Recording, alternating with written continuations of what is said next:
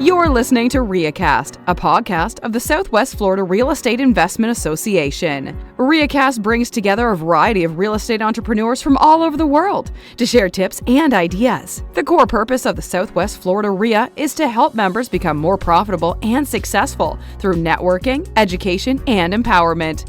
Here are your hosts, Jeff Tamarello and Michael Lyons.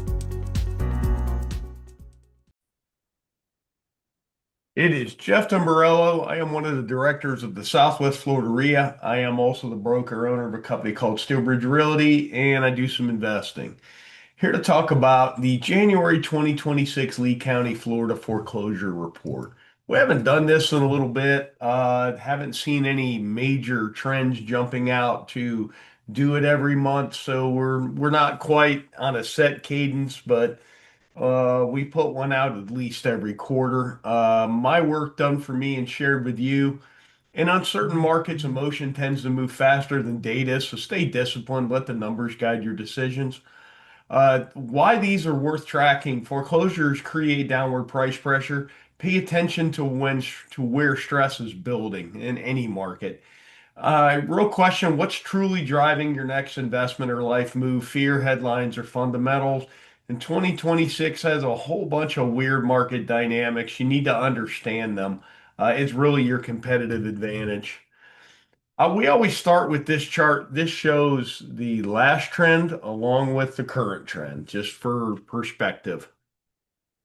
This is since 2015. Since 2020, if you're using the pandemic as the beginning of any trend, particularly with foreclosures, it's always going to look like it's on the rise because for a good year and a half, we shut the courthouse down for the most part with the moratoriums. These are two trend lines. The top one is the GFC, and the top line's not accurate. It's through the current month, but the data is accurate. And then the bottom line kind of shows where we are in relation to the GFC. So important to understand, this isn't a global financial crisis, no matter how much people on YouTube and some in the media are trying to spinning, or at least we're not now. Here's a chart from the MLS, average sales price, all property types, Lee County. It shows basically from January of '01 forward, gives you an idea of what our market does. The little looks like an EKG. That's our seasonal trending. Here we have since '08 with the poly trend line. I mean, it's not the end of the world, and then particularly we have given some back. May of 2022 is pretty much the peak. But if you look, I mean, if you bought from basically 20 back, you still should have some equity. So just a thought. And if you are playing the distress game, the vintages matter. And here we have sales counts and pricing together. It's really the dance that defines the market. Closing thoughts: there's 193 raw Liz pendants filings, 123 were mortgage related. The rest were construction liens and HOA liens for the most part, some partition suits. For perspective, not headlines, the current foreclosure activity is just a fraction of the '08 to really '07 to '10 surge. And what we're witnessing today is really the recalibration towards a normal distress market. There is a certain amount of distress that happens in every market.